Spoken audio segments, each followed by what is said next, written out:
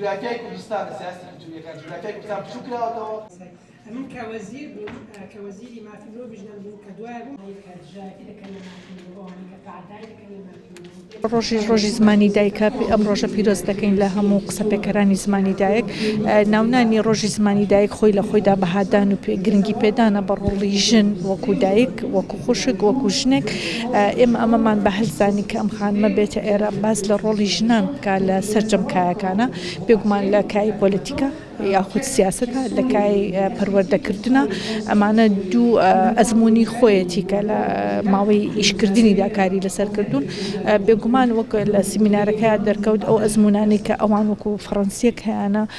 بەشێکی زۆری هاوبەشە بەڵام دیسانەوە لەگەڵیشە هەنێک ئەتوانین جیاوازی هەیە بێگومان وڵاتێکی وەک فەڕەنسا لەگەڵ وڵاتێکی ئێرەیە جیاوازە بەڵام دیسانەوە ئەتوانین بڵین هەڵەبجە وەکو شارێکی جیاواز لە شارەکانی تر بەشێکی زۆری پۆستەکان بەدەست ژنانەوە بەڵام هێشتا لە تمۆحی ئێمەیانە لە جێی خواستی ئێمەدانە هیوادارم ژنان خۆیان بێنە پێشەوە با کەس داوایان لێ نەکات چونکەوە لەسەر سینیەک نادرێ بە کەس بێژۆ ژنان خۆیان داماڵن لە هەست و سۆزی کەسی ماڵەوە خزمەتکردنی ماڵەوە بێنە دەرەوە بۆی لەوێشەوە خزمەت بە ڕۆڵەکانیان بکەن. C'est plutôt une agréable surprise que de constater que les femmes dans ce Kurdistan irakien sont présentes, plus présentes d'ailleurs que dans le reste du pays, notamment dans le Parlement Kurdistan irakien. Je pense que c'est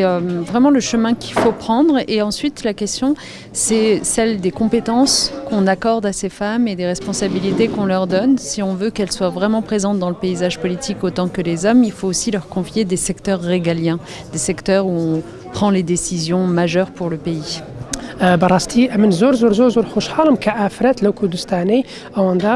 دەسەرات و توانای هەیە 25 پۆستیا هەیە و ئەو مدیرە ئەو سەرۆکەی زانکۆیەش و زۆر خۆشحاڵم و زۆر برادەریم لەگەری بەس ئەمن فکرم ئەوەیە کە ئەگەم حواڵە بکەین لەوەی ئەو مۆزوعی چاکەین دەبی وردە توانا و بەشی سیاسی بدەینە ئافرەتان هەبژاردراوە بن لە بەشی حکومی لە بەشی پەروەردە لەو بەشانەی کە بەڕاستی دەتان شت بگۆڕێ. Il y a deux questions. D'abord, il y a la question des conditions pratiques d'études, c'est-à-dire comment est-ce que les filles sont poussées dès le plus jeune âge à aller à l'école de façon sécurisée pour que les familles ne s'inquiètent pas, qu'elles poursuivent des études, y compris dans l'enseignement supérieur. Donc ça, c'est la question des conditions pratiques, du logement, des sanitaires présents dans les établissements scolaires, du fait de ne pas avoir peur de prendre des transports, etc.